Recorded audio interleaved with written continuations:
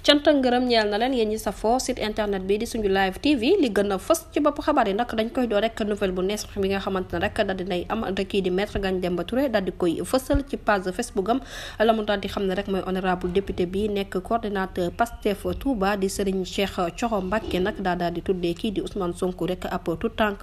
mu nekk premier doomam bu góor bi nga xamante ne rek daal dina koy tuddee kii di Ousmane Sonko ki nga xamante ne moom mooy maître Ngagne Demba Touré mu ngi koy daal di jaajëfal bu baax ci boobu lay hommage ba noppi rek nee na nag sacrifice yi nga xamante ne rek daal dina koy am ngir ñu libéré kii di Ousmane Sonko rawatina nag askanu Sénégal ci boobu les projet ma ngay ñaanal tout tànk bi yàlla may ko xel ak taar ba noppi rek daal di koy dundal équipe bu suñu live TV yëpp